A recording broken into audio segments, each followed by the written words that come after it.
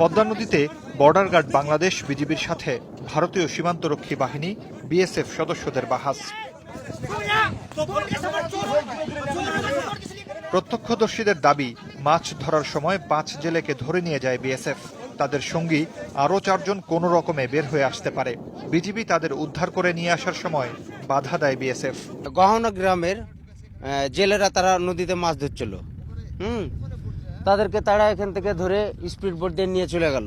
বিএসএফের সঙ্গে বিজিবির বেশ ভালো বিতর্কিত হয়, কথা কাটাকাটি হয়। বিজিবি সবসময় সান্ত্বনা দিছে, আর বিএসএফ বারবার উচ্ছৃঙ্খলভাবে আমরা কুদ্দা উঠছে। হ্যাঁ, আমি উপস্থিত নৌকাতে ছিলাম তখন। বিষয়টি নিয়ে বিজিবি আর বিএসএফ এর মধ্যে অনুষ্ঠিত হয় 2 দফা পতাকা বৈঠক। বিজিবির স্পষ্ট বক্তব্য, বাংলাদেশি সীমানায় ঢুকে জেলেদের আটক করা হয়েছে। যদিও প্রোটেস্ট নোট বা প্রতিবাদ লিপিতে বিএসএফ দাবি করেছে তারা সীমানা অতিক্রম করেনি। এখান থেকে আমার পিছনে হয়তো 50 গজ দূরেই ঘটনার স্থল, যেখানে আমার স্পিড বোট আছে তার আশেপাশে। তারা প্রোটেস্ট নোটে বলেছে যে আমরা তাদের ভিতরে ঢুকেছি। তথাকথিত তাদের গল্প অনুযায়ী যে তারা বিভিন্ন বুশে এবং উঁচা যে সমস্ত হাসিয়া বলে এখানে তারা আত্মগোপন করে, তারপর তারা ঘেরাও করে ধাওয়া করলে তারা এখানে আসে। ভারতীয় বাহিনীর দাবির পর সীমানা মেপেছে বিজিবি। পরিমাপের পর দেখা যায় যে স্থান থেকে জেলেদের ধরে নিয়ে যাওয়া হয়েছে সেটি বাংলাদেশের অনেক ভেতরে।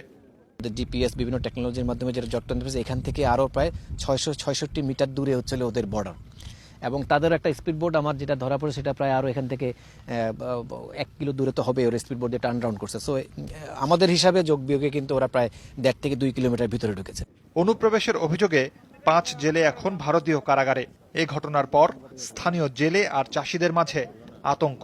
যারা চলাফেরা করে বা যারা আবাদ টাবাদ করে তারা তো অশিক্ষিত মানুষ, তাদের তো বর্ডারের সীমান্ত এলাকা মানে এরকম কোনো পিলার দেওয়া নেই বা নাই যে তারা বুঝতে পারবে।